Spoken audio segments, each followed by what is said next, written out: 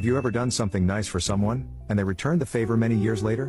1. I'm a physician and used to work in a small town. One evening a tree cutter knocked on my door. He had cut his thumb off. I made sure the bleeding was slowed and suggested he see a specialty hand surgeon, but he insisted he had no insurance and could neither afford the emergency room or a specialist. I agreed to do the surgery. I blocked his arm with anesthesia and I spent all night in my office re-implanting his thumb. The next day, my office staff saw the blood in the exam/surgical room and asked what happened and asked how much to charge. I instructed them not to charge him as he had no insurance. Although the first few days were rocky, my patient did well and now has a normal functioning thumb. Years went by and Hurricane Hugo smashed the North and South Carolina coast, directly hitting Charleston, and began to move inward and upward. The storm hit my town and knocked trees over, and many were in my yard, including one that fell and hit my 2-year-old daughter's window. The morning after the storm, I heard the noise of a chainsaw. I looked out and there was the tree cutter cleaning up and grinding the stumps of all my trees. He yelled and waved, "Doc, no worries, I'm just paying you back." Quite a nice barter deal.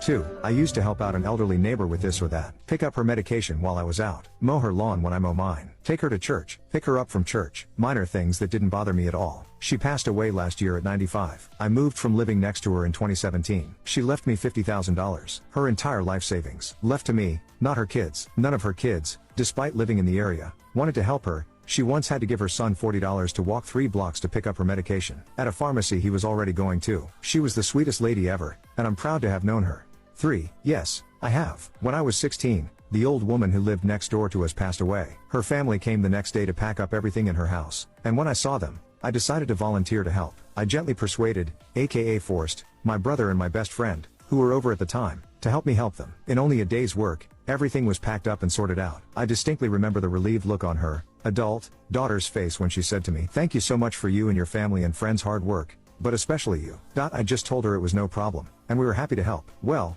about 5 years ago, I ran into her at the grocery store. I honestly have no idea how she recognized me at age 31, because not only of the age difference, but the 90s were certainly different than now. She did though, and we talked for a while. I told her we were moving out soon, and into a bigger house, and she immediately told me she'd help. When I asked why, she said she was returning the favor from 15 years ago. I told her she didn't have to, but she insisted. It was a huge help, and I'm still very grateful to this day. 4. I graduated high school in 2016 in South Carolina and I got an apartment with my girlfriend at the time. A buddy, I'll call her C, I worked with and graduated high school with, called me and said she got in an argument with her mom and needed to leave. C asked if she could stay with us while she waited to go to basic training for the military. We said yes and I went and picked her up. C brought one suitcase, a tiny TV, and her Xbox that she put in the corner of our living room. She was respectful and extremely quiet. We didn't mind her being there at all. She went to basic and she's currently in Texas. So fast forward to December 2020. I found out I was 5 months pregnant. My child's father quit his job and lost the apartment we were staying in. I didn't have anywhere to go. I was